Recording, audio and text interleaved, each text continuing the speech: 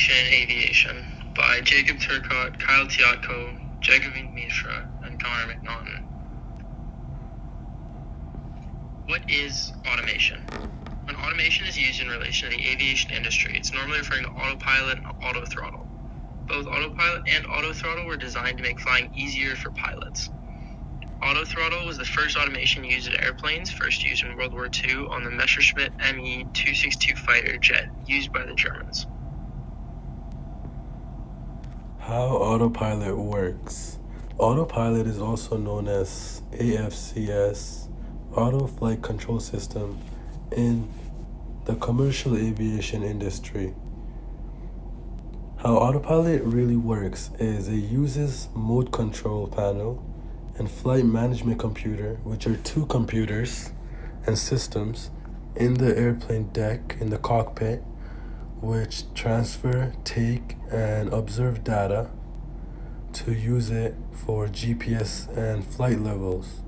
So pilots before their flight input their data for where they're going, and whenever there's any miscommunication with the plane, or if the plane is moving out of direction, then the data uses the GPS systems to put the plane back on track.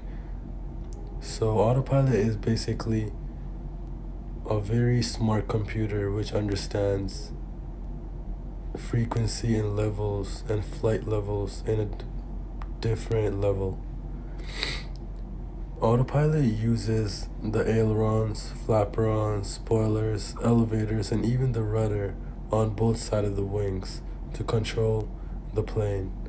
Sometimes it is possible that when in a bad situation, pilots are forced or told to use autopilot for landing and takeoff, because computer is more sure about what it feels than humans, because of temperature, because of storms and thunderstorms and such things.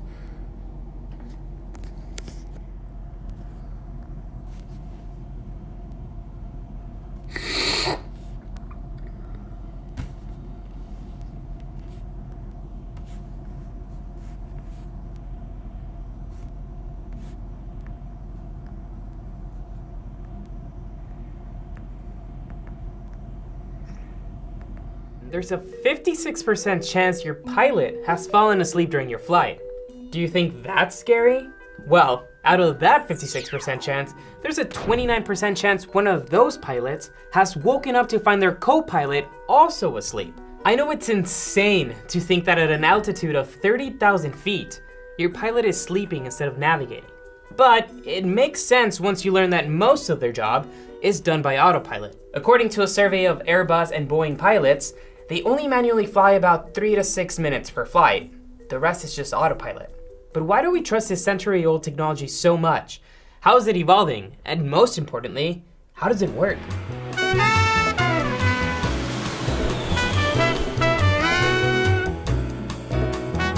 Most of the time when you hear about autonomous tech, it's in self-driving cars. But planes have technically had autopilot since 1914.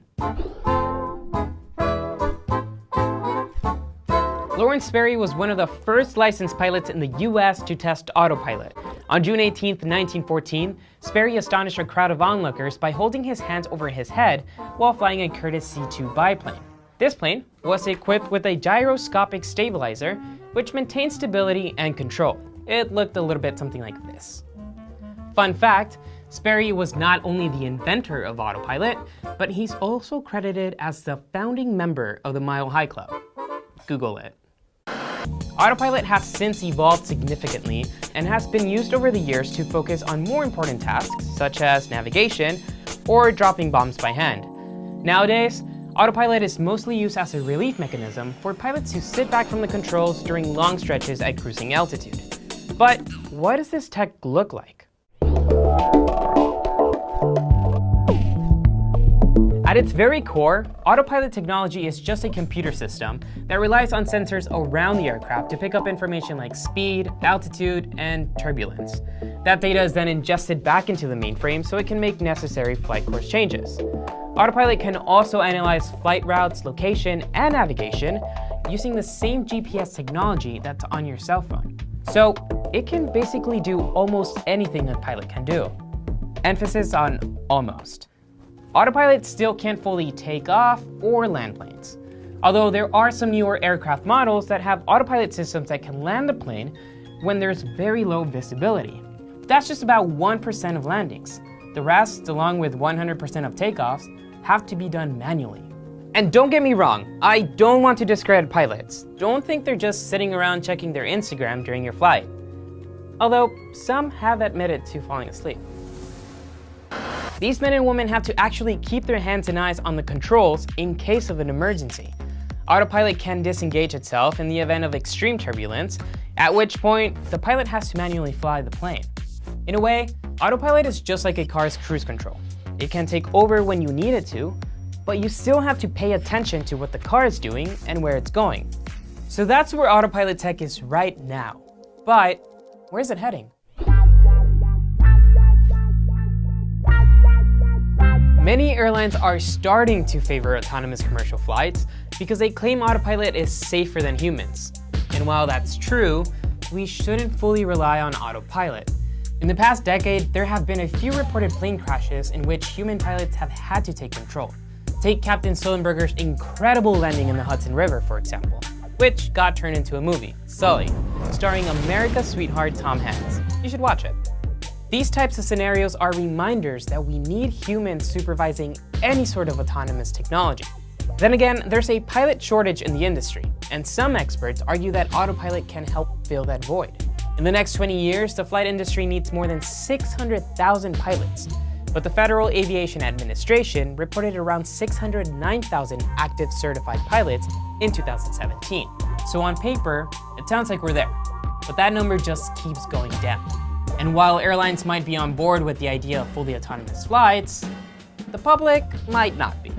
Me, I'm not on board with that idea.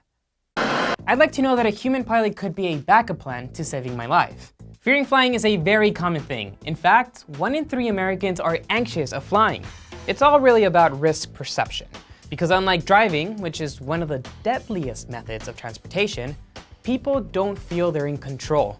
And that's true. You think your life is in the hands of the pilots. Well, your life is really in the hands of the autopilot. But we shouldn't be afraid of flying. There's a 1 in 11 million chance of being involved in an airplane accident. And that's with the autonomous tech we currently have. So maybe we should be a bit more comfortable and trusting of the evolution of this tech. Besides, we won't see any fully autonomous flights in the immediate future. The tech still has to be fully developed, and then it'll take a while before authorities allow airlines to fully remove human pilots from flights. And if we see any fully autonomous flights in the next 5 years, they will be cargo flights without any passengers. So for now, if you don't trust this tech, just drink some wine, put on your noise-canceling headphones, or do whatever you need to do when you board your next flight to forget who's really flying the plane. Hey y'all, thank you so much. How does auto throttle work? Auto throttle was designed in the early 1940s to automatically adjust engine power to maintain a specific angle of attack. There are 2 modes to auto throttle, thrust and speed. Thrust mode is used for takeoff, climb, and descents, and the thrust of the aircraft will be set at a fixed value. It will also maintain aircraft speed based on the pitch during the climb or descent stages. Speed mode is used during cruising altitudes and maintains speed selected by the pilot. The pros of animation are that it is more accurate at flying at a set altitude and a set heading. This can make turns mid-flight that are preset and on the flight plan.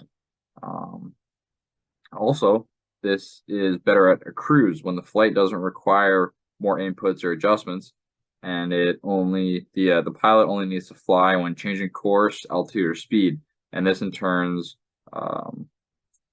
relieves boredom or flight fatigue for the pilots. It also frees up what the pilots are doing, so it kind of lets them multitask. They can focus on other in-flight requirements, but while they're still paying attention to the flight, they can check fuel levels, they can communicate on the radio, they can check the flight plan while not having to worry about that throttle setting. The flight is also more consistent or fuel efficient. The automation will be able to consistently, um, keep a throttle or keep a heading while it's in use. So the fuel drop is steady instead of making micro adjustments or getting off course like a pilot might. So that's really the pros of automation.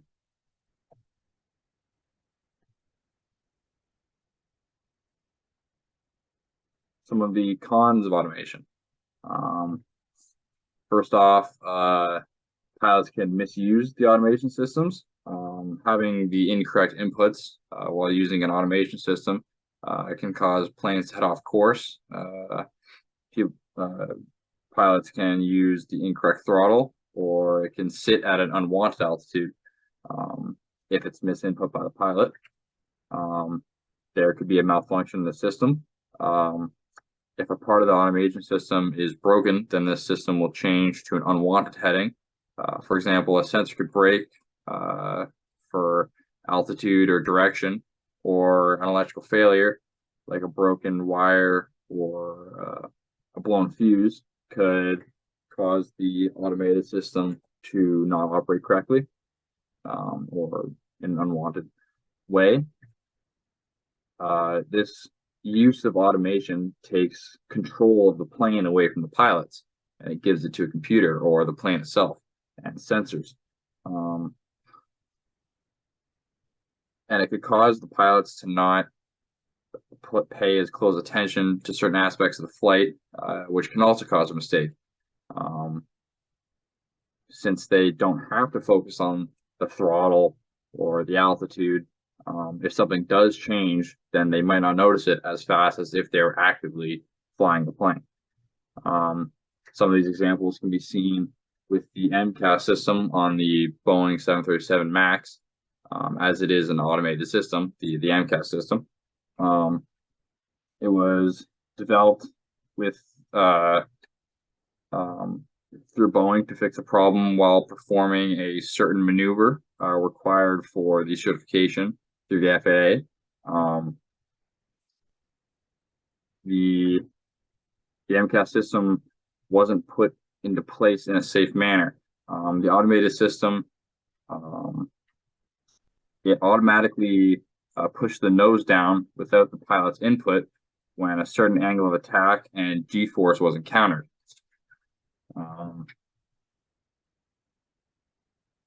The MCAS system used only one sensor to activate, and the MCAS system lacked an indicator for when this system was active or faulty. So the pilots didn't know what they needed to know about the MCAS system. And Boeing also didn't require the pilots to be fully trained or informed about the new system that was put into their plane. The Boeing was an older plane, and a lot of the systems were grandfathered in, so the pilots didn't need to be retaught how to fly them. But because of this MAX variant, they had new systems in place, and one was the MCAS. So this caused the death of 346 people because Boeing didn't implement the automated MCAS system correctly into their plane, and the pilots didn't know how to safely use it. And actually, on the right of the slide here, you can see the MCAS angle of attack sensor circled there. So that is some of the cons of automation, since it wasn't put into use properly by Boeing or the pilots or the flight companies. Yeah. The future of automation. There is no doubt that automation will be necessary for the future to relieve its pilots during the longer flight times. However, automation might not surpass its practical uses, as there are possibilities of being hacked or autopilots making errors. Humans are also better decision makers than machines, and during those split-second decisions, humans have senses that machines do not have.